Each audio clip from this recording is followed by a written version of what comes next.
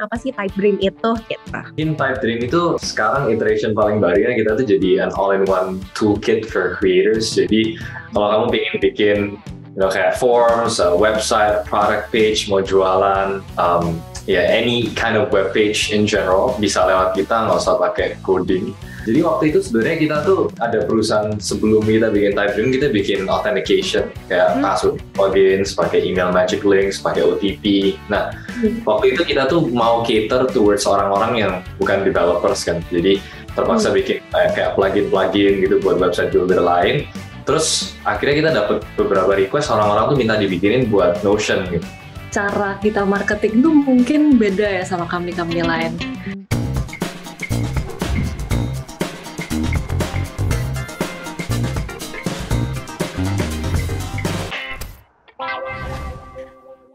Hai everyone, kembali lagi bersama aku Safira di Deep Talk episode kali ini. Dan hari ini kita agak berbeda ya suasananya. Biasanya kita di dalam studio, tapi hari ini kita via Zoom untuk podcast kali ini. Karena kali ini kita nggak bawa alumni dari Dibimbing, terus kita juga nggak bawa mentor, tapi kita hari ini akan berbincang-bincang sama co-founder dari Type Dream. Mungkin kalau teman-teman pernah dengar ya, co-founder dari Type Dream. Dan mungkin bisa langsung aku kenalin aja kali ya ke kakak-kakak yang keren-keren banget nih. Hari ini juga kita via Zoom karena di sini ada Kak Michelle, Kak Putri, dan Kak Kevin yang ada di US ya. Mungkin boleh perkenalan dulu nih dari Kak Michelle dan Kak Putri dan juga Kak Kevin. Mungkin role-nya masing-masing apa sih di Type Dream, dan juga mungkin boleh share nggak nih latar belakangnya masing-masing dari kakak-kakak semua. Boleh. Putri dulu deh. Oke, hai, aku Putri, role-nya di Type Dream Product, sama aku juga do some design sama juga coding gitu. Latar belakangnya dari Surabaya, sebenarnya kita bertiga semua dari Surabaya. Terus ya college di sini di US, aku belajar computer science. Wow, oke, thank you Kak Putri. Mungkin boleh next Kak Michelle mungkin.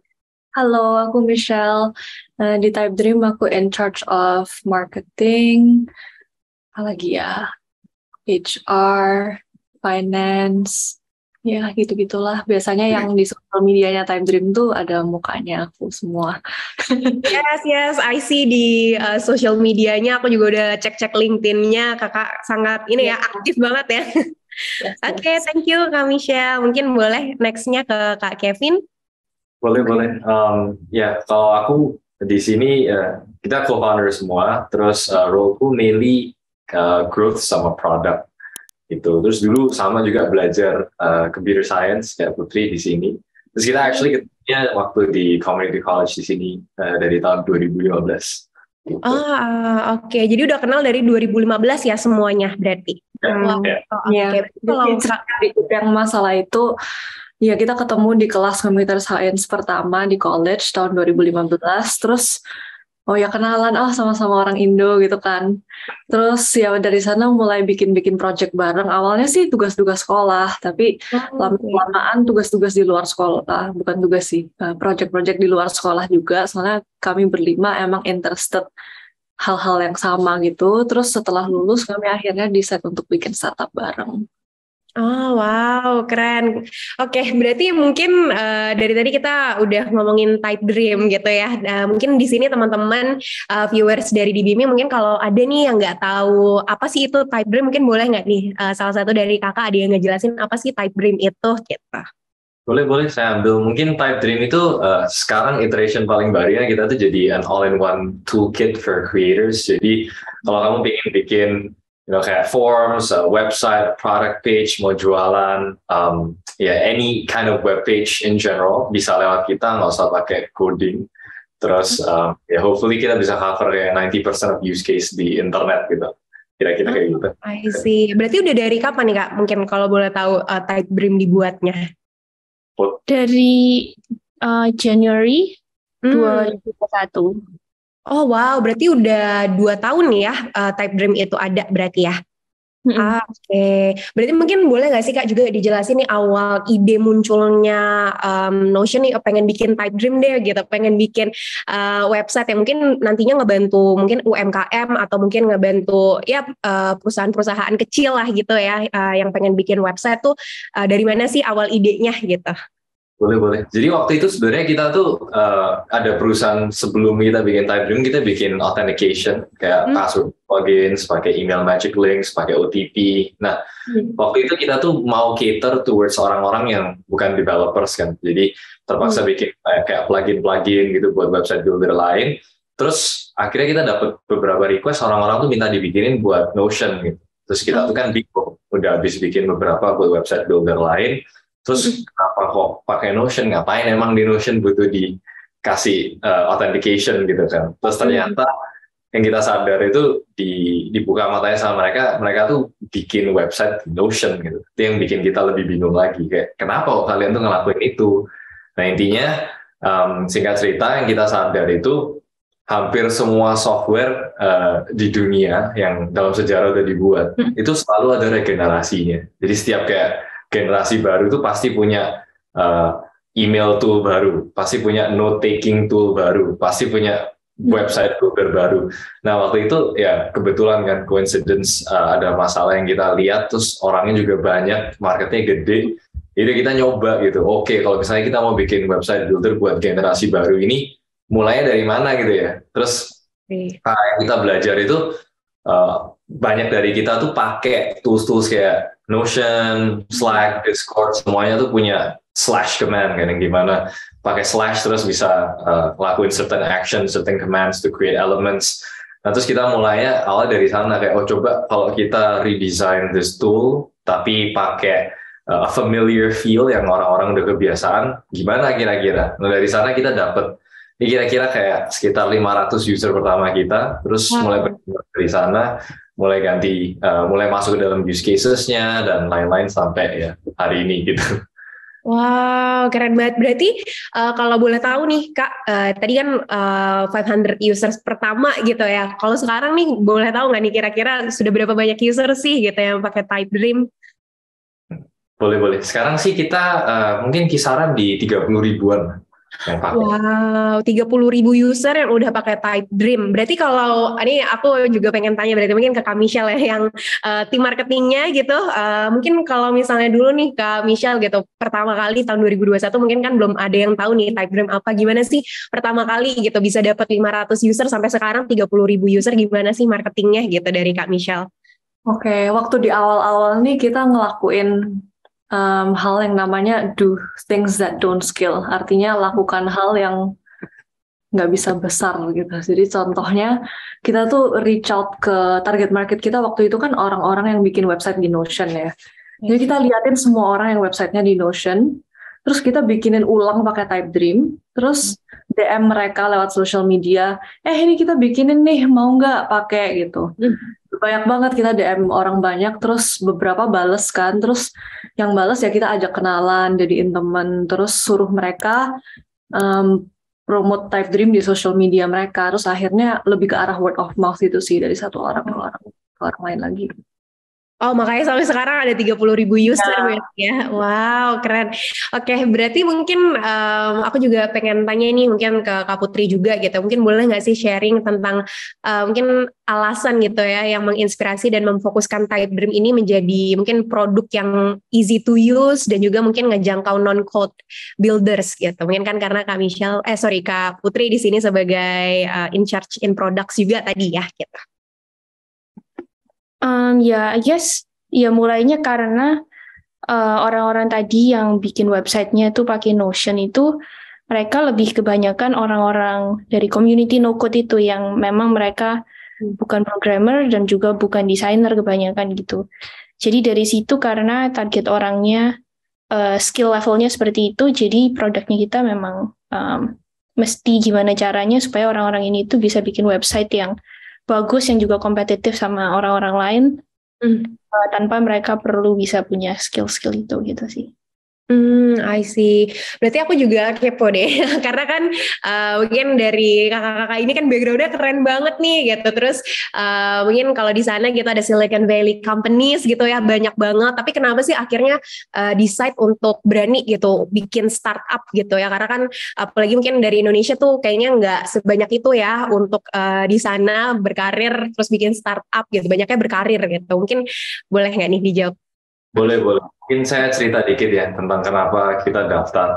Tapi sebelumnya mau benerin angkanya, kita baru cek salah. Sebenarnya udah lebih dari 85.000 user kita. Wow. Oh, ternyata salah tadi ya, teman-teman, bukan 30.000 tapi 85.000 ya. Wow, oke. Terus ya, sedikit cerita tuh kita lebih ke arah dari dulu waktu datang, saya gitu sama teman-teman saya tuh generasi yang terinspire nonton film-film kayak Social Network gitu kan, diceritain awal mulai Facebook dan lain-lain. Jadi sebenarnya datang ke sini tuh udah terinspirasi gitu. Oh, mau dong nyoba gitu kan. Nah, tapi waktu sampai di sini kan ya nggak punya kenalan, nggak ada teman, nggak tahu siapa-siapa. Terus akhirnya kita pelan-pelan gitu. Nah, waktu tahun 2018 akhir tuh kita dapat internship kayak di satu company dari Y Combinator. Nah, dari sana kita tuh temenan baik sama foundernya. Terus ya diceritain sama mereka kayak proses daftarnya gimana. Terus, nah, habis kenal orang yang juga bukan orang Amerika, mereka dari Jepang asalnya. Terus mereka daftar, dapet, sampai bikin perusahaan juga di Amerika. Ya kita merasanya kayak, oh, ya berarti bisa juga dong kita kayak nyoba aja gitu kan. Paling enggak, at least give it a shot gitu kan. Nah, yang most likely kayak most anak-anak Indo waktu di sini tuh kenapa mereka jarang nyoba tuh karena mereka nggak even mikir gitu untuk nyoba gitu kan. Kayak, oh ini kayak impossible deh masuk YC gitu. Dikit banget orang Indonya waktu itu. Terus ya udah kita mikir kayak, oh habis lulus kayak why not ya daftar-daftar aja, kalau ditolak ya ditolak gitu. Ternyata dapat interview, terus lanjutnya diterima gitu. Wow, jadi emang awalnya ini ya dari dulu emang udah ada niat ke arah sana, terus ngelihat orang Indonesia ini kayaknya banyaknya, atau mungkin nggak orang Indonesia aja ya, mungkin yang lain juga kayak takut-takut, tapi ya why not ya. Jadi ternyata akhirnya sampai sekarang ada 85.000 users, teman-teman, itu keren banget. Aku aku kaget tadi, wah dalam waktu 2 tahun 85.000 user yang awalnya mouth to mouth tadi ya kata Kak Michelle, terus sekarang semoga sih ya nantinya bisa jutaan users ke depannya gitu ya. Oke, berarti mungkin aku juga pengen nanya nih kan, pasti nggak mudah ya buat kakak-kakak semua di sini gitu untuk membangun startup, terutama di luar gitu ya. Di Indonesia aja mungkin susah, apalagi di luar nih gitu. Nah mungkin boleh nggak sih diceritain kira-kira challenge-nya apa aja sih gitu, yang mungkin dari bikin produknya, atau mungkin marketingnya, atau mungkin dari sisi tech-nya, itu mungkin boleh diceritain nggak, bisa dari 2021 sampai sekarang kok bisa berhasil sih, dan challenge-nya apa aja gitu. Mungkin saya mulai dulu generiknya, terus nanti Putri lanjutin dari sisi produk, tech, ntar Michelle juga jawab di sisi marketingnya dan lain-lain. Sebenarnya mau bikin di Amerika atau di Indonesia tuh sama aja susahnya, kayak susahnya beda gitu kan. Mungkin kalau di sini tuh yang kita alamin so far, susah tuh karena competition-nya tuh gila banget kan. Kayak hampir semua software itu yang kita bisa pikirin tuh udah dibuat sama orang lain. Jadi kayak literally nggak mungkin kamu tuh bisa punya ide cemerlang gitu di dalam software, karena ya udah bener-bener dianggap komoditas di sini. Kayak kamu bikin sesuatu, minggu depan pasti ada orang yang bisa copy paste gitu kan. Nah jadi susahnya tuh di sini kita tuh belajar kalau ternyata kamu kalau bikin a software company ya, atau a tech company in general, nggak bisa depend on the tech itself gitu. Kita harus apa sih yang bikin kamu differentiated gitu kan. Kita udah tahu pasti bukan teknologinya, berarti ya gimana caranya kita nurture komunitas sama user-user kita ini kan, untuk percaya sama vision sama mission kita, sama terus bikin mereka attach sama cerita kita. Terus ya itu reflected sampai hari ini, kayak most users yang pakai Type Dream itu mirip-mirip kayak kita gitu. Mereka tuh pengen dari 0 to 1, ya dari nggak ada pengen bikin sesuatu gitu kan. Nggak usah harus startup gitu, project atau side hustle atau even bisnis-bisnis kecil. Mereka buka kayak jualan kelas buat fitness gitu kan, atau apapun yang kecil-kecil. orang-orang tuh kayak terinspirasi dari cerita-cerita co-founders dari Typedream ini. Gitu sih kalau dari sisi generiknya, mungkin bisa dilanjutin sama Putri. Iya, I guess kalau dari aku, dari sisi produknya mungkin challenge-nya yang pertama itu, apalagi waktu kita pertama awal-awal mulai itu, kita nggak ngerti konsepnya bikin produk itu sebenarnya caranya bener gimana sih gitu. Kayak dulu awal-awal selalu ya dipikir-pikir idenya dari kita, kira-kira feature apa sih mungkin yang orang mau, terus dibikin gitu kan. Terus ya I guess kita learn the hard way gitu, bahwa yang bener itu kita mesti pertama reach out ke usernya dulu gitu, ngertiin dulu usernya ini problemnya apa sih, pain point-nya apa, baru kita bikin solutionnya juga nggak usah sampai jadi gitu, bikin solutionnya seminggu 2 minggu, dikeluarin dulu, dibalikin dulu ke usernya gitu. Soalnya yang kita pikirkan end produknya seperti apa tuh kayak hampir selalu jauh berbeda sama yang sebenarnya dibutuhin sama usernya gitu sih. Ya, itu sih dari aku. Oke. Thank you. Mungkin boleh Kak Michelle? Dari sisi marketing, problemnya apa ya? Bukan ke arah problem sih, cuma lebih ke arah cara kita marketing tuh mungkin beda ya sama company-company lain. Company-company lain kan kebanyakan cuma langsung promosi produknya apa, feature-nya apa. Tapi kalau dari sisi kami yang tadi Kevin bilang, kami itu marketingnya dengan cara menginspirasi customer-customer kami untuk jadi kayak kami. Kita membantu mereka dari 0 to 1, kasih tahu tips and tricksnya gimana, cerita dari sisi kita juga gitu. Jadi lebih ke arah kalau di dunia nyata tuh yang Michelle bilang kayak lebih enak dapat nasihat, kayak misalnya kita kan umur 20-an. Lebih enak dapat nasihat dari orang umur 20-an yang udah jadi gitu kan, yang seumuran kita. Jadi in terms of marketing, salah satu gimana kita bisa relate sama user-user ini gitu. I see. Oh, anyway, aku juga kepo deh. Berarti kalau dari sisi marketing itu dari kakak-kakak semua di sini, apakah emang based on community aja kah, atau mungkin pakai ads juga atau yang lainnya gitu kah? Kita sampai saat ini masih organic, jadi kita belum pernah bayar ads atau any other paid marketing. So far masih ya community kita strong banget sih so far. Wow, tapi walaupun dari community aja itu udah 85.000 user ya Kak. Oke, keren banget.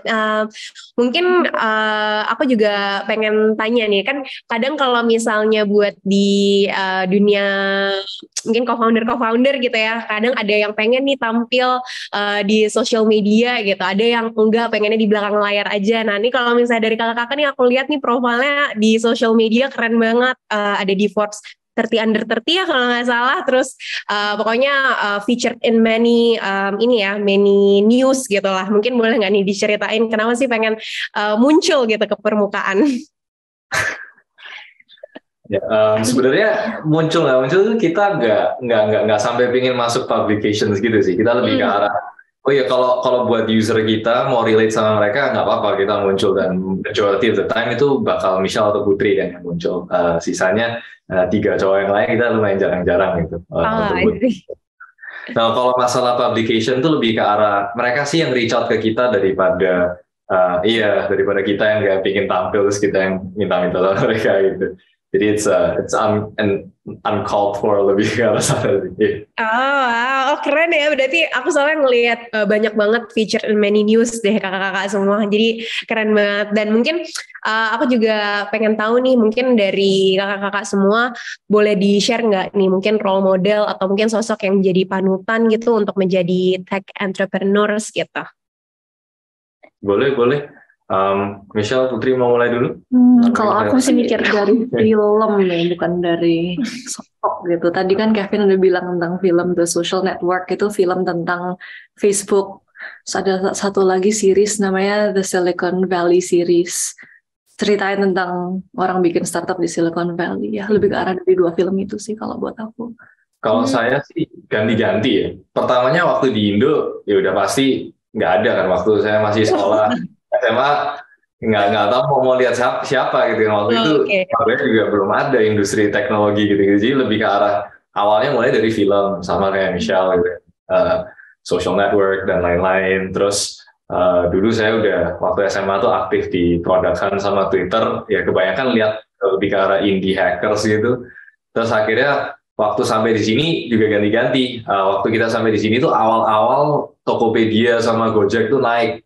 Ya kan, baru saya pertama kali kayak sempat moderate waktu Gojek datang ke SF gitu kan. Ya, saya ngelihat kayak Nadim, Kevin gitu as a personal role model. Soalnya kayak orang Indonesia gitu kan, bisa gitu teknologi. Terus dari sana baru mulai pindah lagi. The more I guess the more we grew up, the more communities we entered, sampai akhirnya masuk Y Combinator, baru role dia ganti lagi gitu. Waktu di YC, role model kita, grup partner kita, buat saya kayak Michael Seibel, itu yang presiden CEO-nya YC, terus dia juga bikin salah satu founder dari Twitch, terus ya banyak role model lain lah kayak founder-foundernya Stripe dan lain-lain. Sampai hari ini ya ganti-ganti terus sih. Tapi ya buat saya bagian mungkin yang paling sentral ya klise juga dari dulu Steve Jobs. Everyone loves Steve Jobs ya. Oke, mungkin boleh nih Kak Putri. Iya, mirip sih ya. Aku kalau yang waktu SMA itu social network itu bener-bener, I guess it got me started untuk belajar programming gitu dari situ gitu. Terus ya sama sih lumayan ganti-ganti. Kalau aku mungkin bukan Steve Jobs-nya sendiri, tapi ya Apple in general gitu, kayak cara mereka innovate dan bring product gitulah berdasarkan user insights gitu. Terus akhir-akhir ini mungkin juga sempat dengerin talknya Brian Chesky dari Airbnb about designing product and company, itu juga ya role modelnya gitu. Oke. Berarti aku juga pengen tahu deh dari kakak-kakak semua nih yang ada di sini, kan dari tadi bilang kalau misalnya bangunnya semua dari community gitu ya, untuk tadi produknya, usernya segala macam, dan mungkin apa sih challenge gitu untuk ngebangun community gitu, apalagi kan mungkin kalau community menurutku juga kayaknya agak susah juga nih. Dan kenapa sih kok bisa bangun community sebesar itu, terutama kalau misalnya ada newly release product gitu, itu gimana sih untuk ngasih tahu nih ke teman-teman yang ada di community-nya gitu? Oke, ada dua hal sih. Yang pertama itu make sure kita dengerin apa yang community kita mau. Jadi kita terus-terusan tanya sama mereka user feedback, biar kalau kita build dari feedback mereka, kan mereka seneng kayak, ternyata aku didengerin ya sama company ini. Terus yang kedua ya, kalau emang mereka helpful, mereka dikasih kredit gitu, kayak misalnya barusan rilis fitur ini, thank you ya orang ini udah request gitu. I see. Nah, mungkin untuk tambah dari sana sih lebih ke arah sebenarnya lebih dari user feedback doang, karena company besar pun kan punya user research team. Obviously pasti jauh lebih besar dari yang kita punya kan. Tapi yang membedakan kita sama company-company besar tuh kita bisa act upon it lebih cepat. Jadi mereka kasih feedback, kita langsung lakuin. Tiap Putri tadi bilang kan 1-2 minggu, cepet banget. Kalau misalnya jelek ya udah dibuang, kalau bagus ya dilanjutin gitu kan. Akhirnya beberapa insight yang kita dapat tuh kayak di awal-awal waktu buat Type Dream itu kita nggak nyangka gitu. Ternyata kita ship satu feature gitu kan, bisa text gradient sih, teksnya ada warna gradient, langsung komunitasnya kayak hype banget gitu, wow gitu. Terus kita kayak bingung juga gitu, really kayak text gradient gitu. Terus hal kecil-kecil kita namain cards kayak Apple-like design gitu, langsung mereka hype lagi gitu, kayak ya kita bingung. Tapi ternyata ya those little things yang community kita sama user-user kita tuh suka, dan kita bisa act upon it really fast compared to the bigger scale companies gitu. Oke. Jadi emang little features yang nggak disangka orang-orang bakal suka, ternyata kok orang appreciate segininya gitu ya, berarti Kak. Oke. Berarti aku juga pengen tahu nih, kalau dari mungkin Kak Kevin, Kak Michelle, dan juga Kak Putri gitu, pernah nggak sih mungkin reach out gitu ke founders yang ada di Indonesia gitu buat networking atau mungkin bahkan mentoring? Pernah? Kita sih lumayan jarang ya, soalnya kita dari kuliah kan udah di sini, terus masih belum pernah pulang kerja ke Indo. Paling yang kita connected with company-company Indo IC lain sih, sementara yang banyak teman sama mereka, ngobrol sama mereka, kayak tiap kali kalau mereka ke SF gitu sering banget ketemu sama mereka, kayak hampir tiap batch ada gitu kan. Tapi kalau untuk yang di Indo kayak mentoring gitu-gitu masih belum sih. Oh, jadi masih fully semuanya di US ya? Ya. Oke. Berarti aku juga pengen tahu dong Kak, mungkin bisa nih sharing gimana sih mungkin dari, kan kalau nggak salah co-foundernya itu ada 5 ya, ada 2 kayaknya di sini yang nggak hadir ya. Mungkin boleh nggak sih cara kasih tahu nih kita gimana sih mungkin cara tim Kakak ini bekerja gitu secara remote dengan beberapa anggotanya, mungkin ada di Indonesia juga ya, mungkin kalau tim besarnya juga gitu ya. Dan gimana sih cara teman-teman mungkin katanya juga kan ada ya beberapa pekerjaannya yang dari Indonesia, itu gimana sih cara mereka kepilih untuk menjadi bagian dari Type Dream gitu? Boleh. Jadi mungkin kita ceritanya lebih ke arah kayak day to day-nya gimana, terus mungkin baru nanti dilanjut dijawab gimana caranya daftar, terus orang-orang ini kita scout-nya dari mana gitu kan, kita sampai masuk. Ya mungkin kalau day to day, kita tuh biasanya founders-nya kerjanya 2 time zone gitu. Kita aktif waktu US time zone, terus kita aktif juga waktu Indo time zone, tapi mungkin sampai ya paling jam 1, jam 2 pagi lah, terus kita udah out gitu kan. Nah, biasanya kita tuh selalu tiap pagi jam Indo ada kayak sync gitu. And that's our only meeting usually. Kita notify the team kayak kita tuh lagi ngerjain apa for the day or the previous day. Terus setelah itu udah everyone just does their job, go to deep work. Terus writing culture kita pretty strong. Jadi anything that we do, make sure bisa di offload sama di hand off ke tim yang time zone-nya beda gitu kan. Terus untuk mungkin jawab pertanyaan yang keduanya, so far sih kebanyakan yang di Type Dream kita scout sendiri sih. Kita dari teman-teman yang kita kenal kayak ada recommendation nggak, misalnya yang jago front end gitu atau UI UX.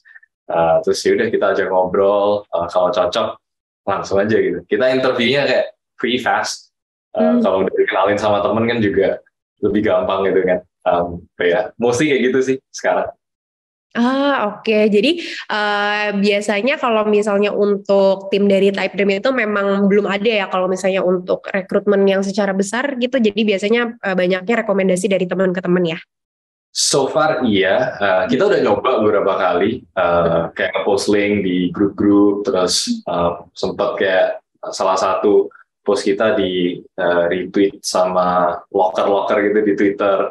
Tapi ya mostly yang sekarang di tim Type Dream itu recommended by friends. Tapi berarti tadi nggak menutup kemungkinan juga ya Kak, berarti kalau mungkin kalau misalnya mungkin ada informasi nih kayaknya lagi butuh mungkin untuk bagian UI, UX or something gitu yang berhubungan dengan digital skill, itu di post juga ya berarti di beberapa. Tapi itu lagi butuh sekarang. Wow. Itu lagi butuh berapa banyak nih Kak? Mungkin karena kan biasanya di bimbing nih teman-temannya tuh banyaknya emang komunitas digital skill ya. Mungkin bisa tahu juga nih infonya, mungkin boleh diinfoin Kak. Mungkin untuk sementara sih 1 aja sih. Nggak banyak-banyak.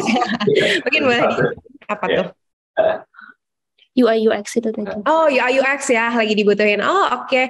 Anyway, di Bimbing juga ada tuh kalau misalnya kita masing-masing community, anyway kita tuh ada 6 ya. Kalau sampai sekarang tuh 6 community, biasanya ada yang di bagian UI UX, di bagian digital marketing, data science, business intelligence ya. Yang digital skill lah gitu. Mungkin kalau kakak-kakak gitu mau cek juga bisa ya. Oke, dan mungkin teman-teman di Bimbing juga nih yang lagi nonton sekarang di YouTube-nya kita juga mungkin banyak yang tertarik gitu. Mungkin kalau boleh tahu dari tadi ya mungkin yang di bagian UI UX atau mungkin next-nya ada di bagian yang lain lagi, mungkin web development bagian mananya atau mungkin di bagian data science mananya gitu. Boleh tahu nggak sih Kak mungkin ini nggak ya proses rekrutmennya gitu di Type Dream tuh kayak gimana sih gitu? Boleh. Biasanya sih kita bakal nge-post kayak link, terus kita bakal kasih tahu kayak requirements-nya apa di sana, terus udah langsung daftar aja. Mungkin kalau specifically buat UI UX, yang paling kita lihat sih portfolio. Terus habis selesai portfolio kita paling kasih design challenge. Habis itu udah sih ngobrol sama kita, kayak kita lihat cocok nggak, kayak enak nggak kerja bareng di tim gitu. Terus udah. Ya gitu dah. Wow, udah that's it ya. Oke. Mungkin kalau gitu karena kayak proses rekrutmennya mungkin kayak mirip-mirip juga ya mungkin sama di company lainnya gitu. Mungkin kalau dari kakak-kakak semua apa sih mungkin traits yang penting gitu untuk bisa kerja di tech industry sekarang gitu. Mungkin biar bisa nantinya gitu jadi talent-talent di Type Dream gitu mungkin.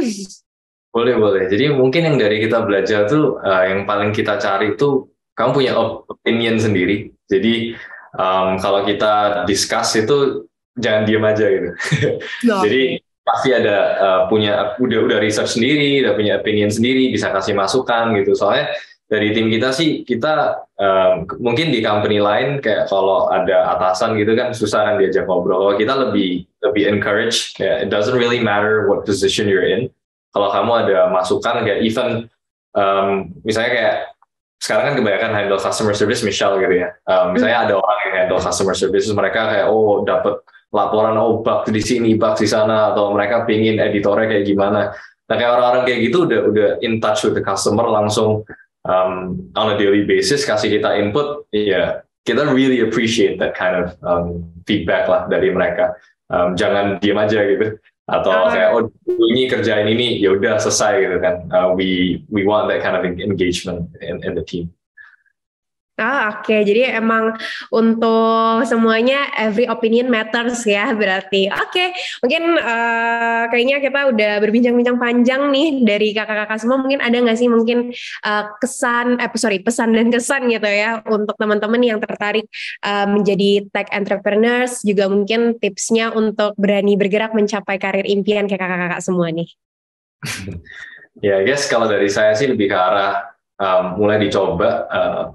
Kayak moto saya tuh selalu fail fast, fail cheap, fail forward. Jadi cobanya cepat gitu ya. Terus kalau bisa gagalnya tuh murah in terms of resource kayak dari segi ekonomi dan waktu. Terus kalau udah nyoba salah, belajar, ya lakuin yang lain, jangan diulang lagi gitu. Terus cepat lakuin gitu. Soalnya yang saya belajar juga even orang-orang yang udah jadi gitu kan sekarang di sini, mereka tuh tiap kali kalau ditanya kayak mereka nggak akan pernah tahu kenapa mereka tuh sukses gitu. Kayak sampai di sini tuh ya nggak tahu ya, tawanya kayak udah salah banyak kali gitu kan. Terus subconsciously ntar kamu udah belajar, kamu bakal nge-guide dirimu ke arah yang lebih benar gitu. Slowly. Jadi ya. Oke. Mungkin dari Kak Michelle atau Kak Putri mungkin ada tambahan? Aku ada, ya rada mirip sih, tapi kayak basically kalau mau kayak ngelakuin sesuatu itu ya dicoba aja, dimulai aja gitu. Kayak meskipun nggak tahu next step-nya apa, biasanya habis take step pertama baru bisa kelihatan tuh step berikutnya apa gitu. Jadi kalau meskipun nggak tahu ujungnya gimana, ya dicoba aja gitu. Oke, berarti semuanya emang dicoba aja. Oke, tadi karena Kak Putri juga agak membahas nih tentang next step. Aku juga pengen tahu dong, berarti mungkin ini benar-benar last question ya Kak. Apa sih mungkin next step-nya nih untuk Type Dream gitu? Ya, mungkin kalau dari sisi kita tuh, kita sekarang kayak gara-gara adanya developments di AI gitu kan, banyak banget tiap minggu tuh keluar produk baru. Yang kita belajar tuh sekarang kita udah benar-benar harus do moonshots gitu. Jadi benar-benar mimpi kayak end state-nya tuh kayak gimana, instead of jangan iterate kayak buat besok, buat minggu depan, kayak harus selalu ada in the back of your head. Oh ini bisa kemana gitu kan buatnya. Kayak gitu sih, kayak lebih science fiction stuff, kayak benar-benar cari the most optimum solution at the end game gitu. Gitu sih next step ya buat kita. Oke, wow, thank you loh untuk obrolan hari ini ya dari Kak Michelle, Kak Putri, dan Kak Kevin. Berarti teman-teman mungkin apa nih yang bisa kita ambil dari hari ini ya, perbincangan hari ini memang jadi untuk Kak Michelle, Kak Putri, Kak Kevin, dan dua co-founder lainnya itu semuanya berani untuk bergerak gitu ya. Semuanya berani untuk reach their dreams, nggak pakai takut-takut nih kayaknya akan gagal gitu, enggak ya. Jadi semuanya coba aja, kalau mungkin gagal kan kita bisa mencoba untuk next try gitu, selalu next try sampai akhirnya bisa berhasil gitu. Dan untungnya gitu ya, tadi Type Dream gitu dari perbincangan kita tadi dari Kak Kevin gitu, pas kali nyoba terus habis itu tadi interview terus habis itu berhasil, dan thanks God gitu sampai sekarang udah 85.000 user gitu. Jadi mungkin nggak ada yang nggak mungkin, teman-teman jangan lupa juga untuk bermimpi, dan mungkin nextnya kita juga akan menghadirkan co-founder lain dari startup keren juga nih kayak Type Dream. Dan mungkin kalau teman-teman pengen cek Type Dream gitu, mungkin boleh nih Kak disebutkan Twitter atau mungkin Instagramnya, adakah? Michelle? Iya, semuanya at Type Dream HQ. Oke, semuanya di @typedreamhq gitu. Mungkin teman-teman nanti bisa cek setelah ini ya, setelah kita berbincang-bincang panjang ini. Oke, thank you semuanya. Kalau gitu, thank you juga Kak Kevin, thank you untuk Kak Michelle, dan thank you juga untuk Kak Putri di hari ini. Bye-bye everyone. Bye. Bye.